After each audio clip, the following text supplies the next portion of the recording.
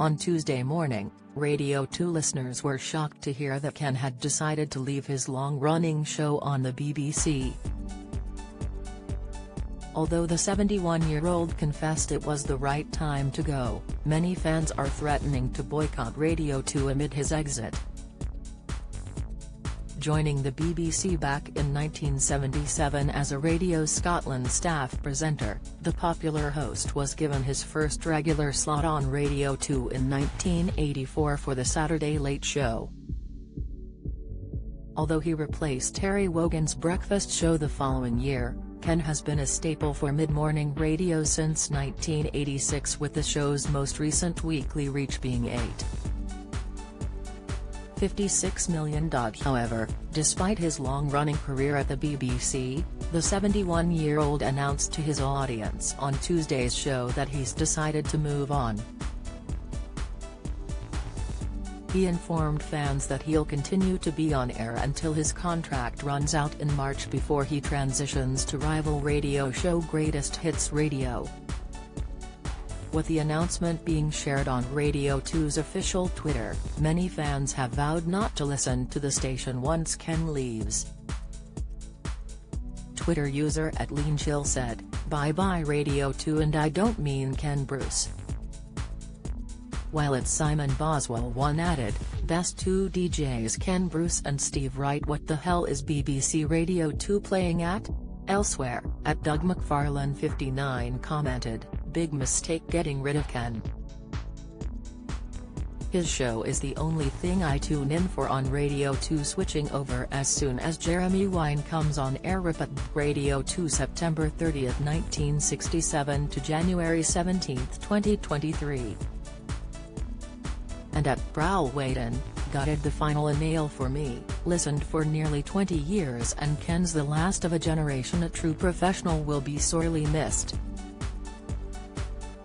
This was echoed by @SarahVa82425222, who remarked, "Gutted. No reason to listen to Radio 2 now." And @Pauline Nico echoed, "Heartbroken. This is the end for me. I'll no longer listen to Radio 2, Ken was the only one left worth listening to. So sad, just hope I can follow him wherever he's going." His shows have been top-notch always. Sharing the news with his fans on Tuesday, Ken paid tribute to his time at Radio 2 as he told listeners that nothing stays the same forever. He said, "It's been a tremendously happy time for me. I've made many friends and worked with many wonderful colleagues. However, I feel that after 45 years of full-time broadcasting on BBC Radio, it's time for a change. I would stress that this is entirely my decision, but some new opportunities have come up and I would like to continue my career in a slightly different way in the next few years, the details of which will be revealed shortly. I will always be very proud of my association with the BBC and Radio 2 in particular, and I'd like to thank everyone who has helped to make the mid-morning show a success." A replacement for Ken's radio show is set to be announced in due course.